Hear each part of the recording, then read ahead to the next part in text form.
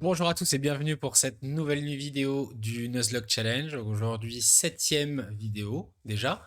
Et on est toujours vivant. On est toujours vivant. On a failli y passer sur la vidéo précédente avec notre Afanas, mais on a tenu et aujourd'hui, on est récompensé puisque déjà, on est en Ligue Argent. On a passé ce premier seuil, donc c'est très cool.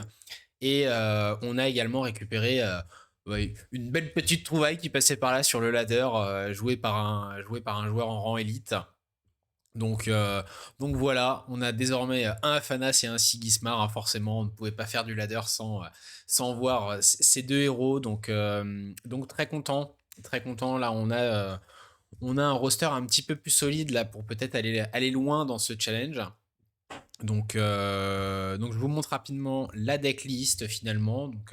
N'a pas beaucoup changé par rapport à la decklist de notre adversaire de la dernière vidéo. Juste les trois uniques ont été remplacés par une procuratrice Ordis en commun, puisqu'il jouait une unique procuratrice, et deux Ici-Toc.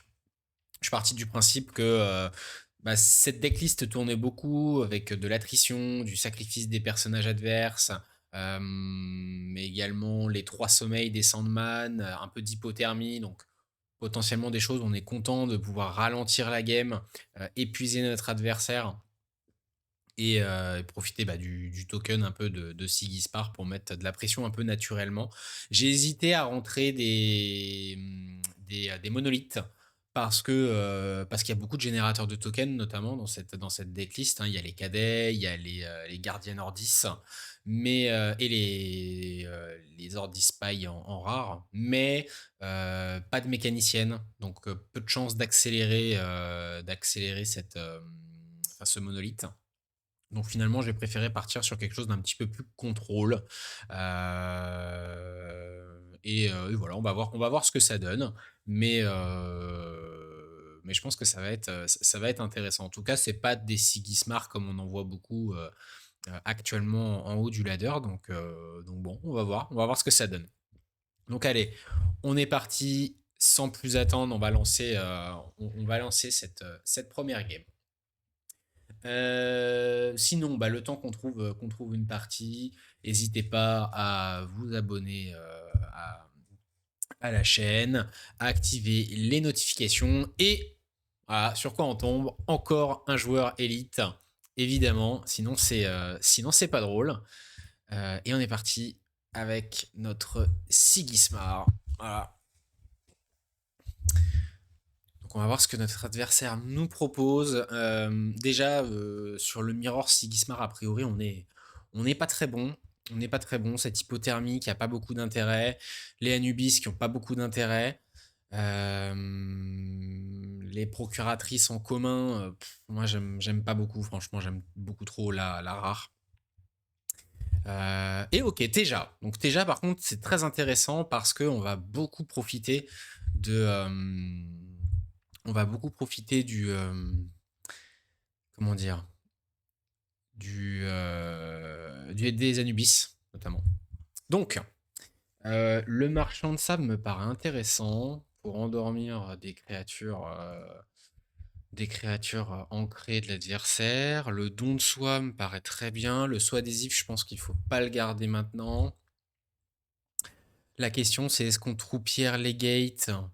Et ensuite, au T2, on aura quoi? On aura troupière marchand.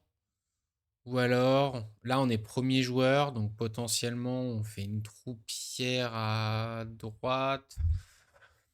Avec l'idée potentiellement de jouer don de soi, mais j'aime pas trop.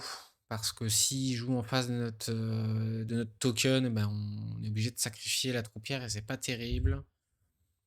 La legate, ça se trouve, c'est pas un play. C'est pas un play parce que il va potentiellement ancrer, donc il aura rien en réserve si on perd. Je pense que c'est ça.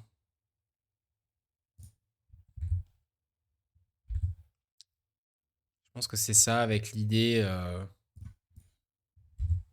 on l'espère, de faire un don de soi sur ce token. Ok, bon on va rien, on va rien faire du tout. On va rien faire du tout puisque notre adversaire nous propose de faire un 2-0. contre, voilà, il va falloir rapidement avancer parce que ce bastion bah, nous empêche. On aurait dû garder le saut hein, potentiellement. Et ça, par contre, c'est une excellente carte dans ce match-up. Je pense que le marchand de sable ne reste pas.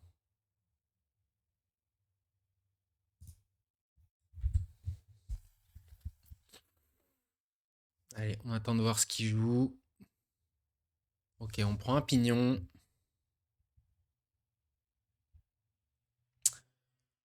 Euh...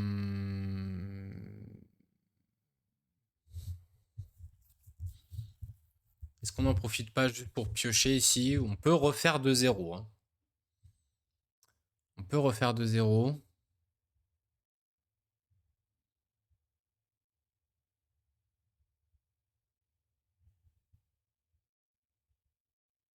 Et on utilise peut-être le tour d'après pour piocher.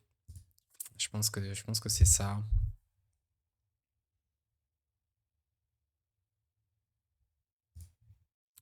On va d'abord endormir.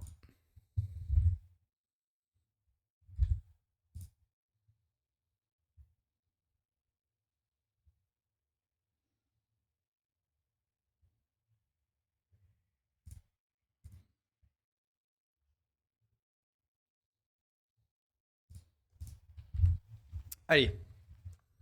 On remet 2-0 à notre adversaire.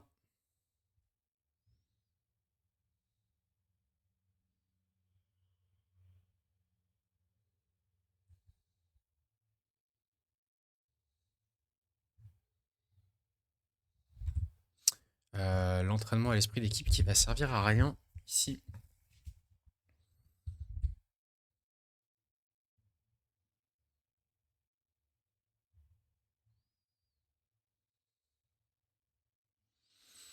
Là, j'ai bien envie d'hypothermie tout de suite.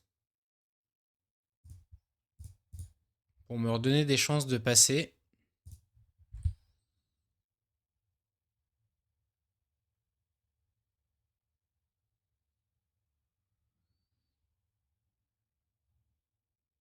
Ok, champignons.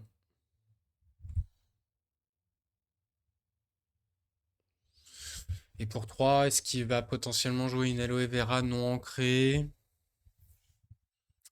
Un Ogun.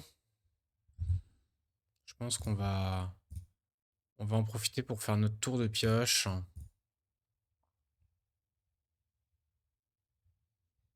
On est content. Ok.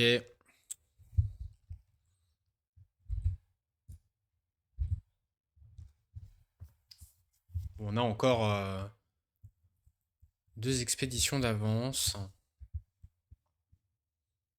Ce qui se passe là, c'est que s'il rejoue des cartes, il va tout se saboter. Hein. Ça, c'est le problème. L'espionne, ça va être hyper important un peu plus tard. Là, ce que j'ai envie de faire, c'est de gérer c'est de gérer ce fuseau.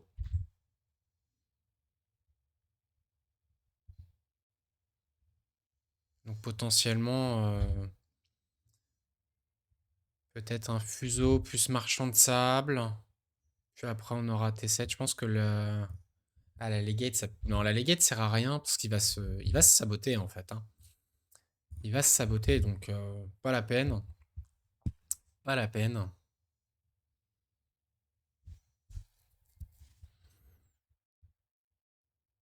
Ok, là, il nous joue. Hop, on va sous adhésif.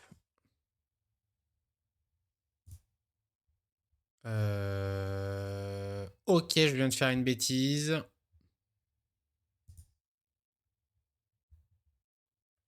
J'annule la dernière étape. Je ne peux pas gérer avec le saut le bastion. Autant pour moi.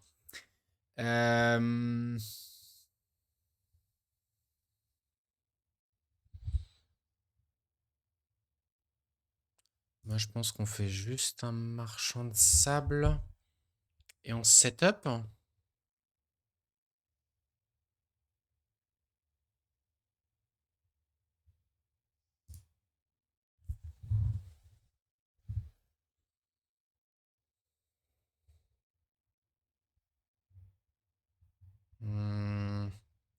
Après, on peut faire un saut sur le pignon. Du coup, on sait que ce saut, il peut pas servir à autre chose que ça. Donc, il va servir à ça. On va passer. On va passer à gauche. Notre adversaire, voilà, va devoir se saboter. Et en fonction, on va...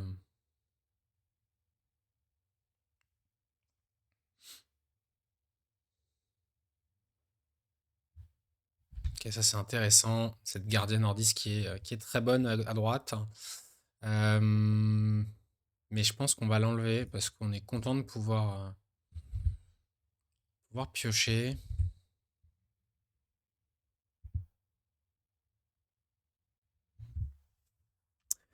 Le roi grenouille qui est excellent à gauche.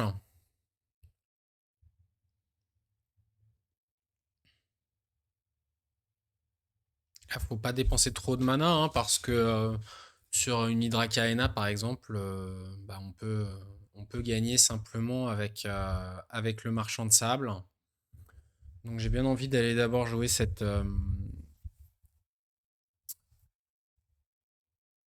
petite troupière.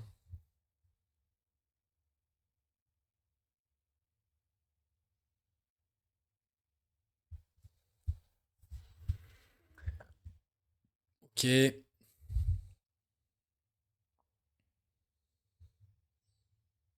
Si on va taper sur ce champignon.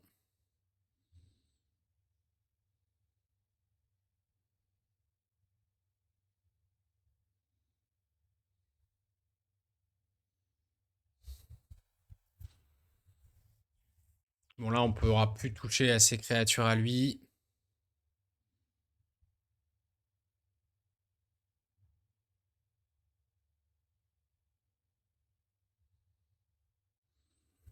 Ok, c'est intéressant. Euh,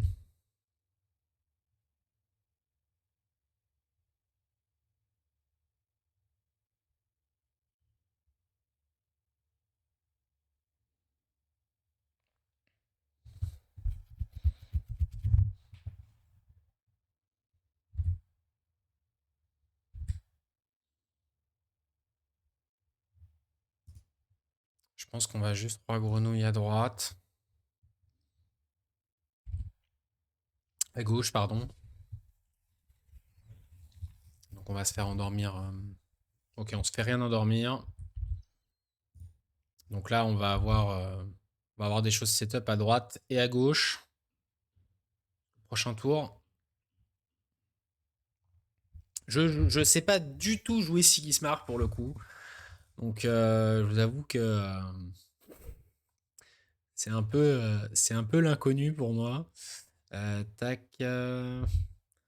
Je pense que ce marchand de sable, il rentre pas.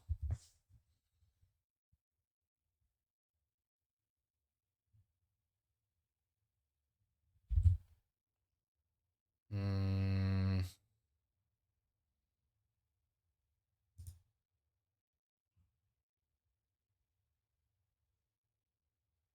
après, non, c'est peut-être ce roi grenouille en fait qui rentre pas. On va voir ce qu'il nous propose.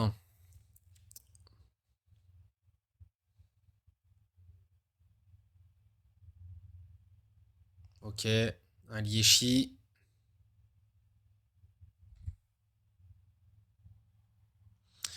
Un Liechi qui est gigantesque,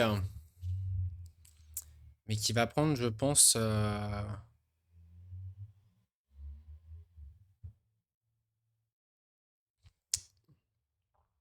Qu'est-ce qu'on pourrait jouer ici? Je pense que c'est l'espionne ici.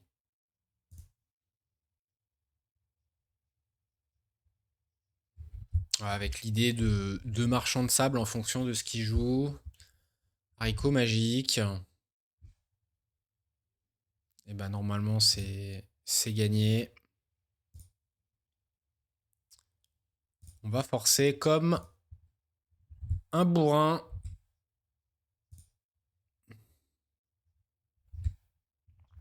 Et c'est fini. C'est fini, c'est fini.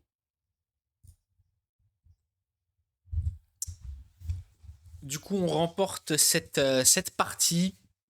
Alors qu'il y avait un bastion setup pour notre adversaire et qu'il y a quand même eu pas mal de grosses créatures. Mais bon, c'est la flexibilité de Sigismar qui fait que c'est un petit peu plus facile de s'en sortir. Donc, du coup, on se retrouve à gagner. Bon, déjà, on gagne 5 points d'un coup. Ça, c'est l'avantage de jouer contre des élites, hein. Donc c'est très cool. On remporte un nouveau match contre Teja. Par contre, vous le savez, lorsqu'on gagne contre une Teja, qu'est-ce qui se passe normalement? On est censé récupérer un deck Afanas. Donc ça tombe bien parce on m'a posé la question dans les commentaires de la première vidéo.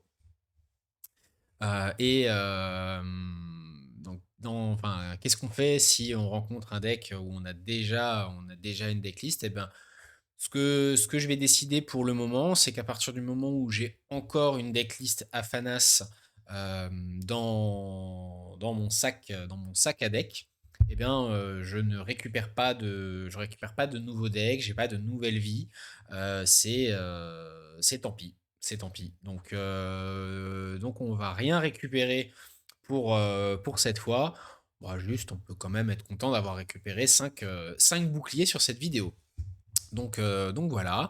Je vais vous laisser là pour cette vidéo. Comme d'habitude, j'espère que le concept vous plaît toujours. Et on se retrouve pour la prochaine game. Et du coup, on continuera avec Sigismar sur la prochaine game jusqu'à soit perdre avec Sigismar, soit récupérer un nouveau deck. Voilà, merci à tous et à très vite. À plus.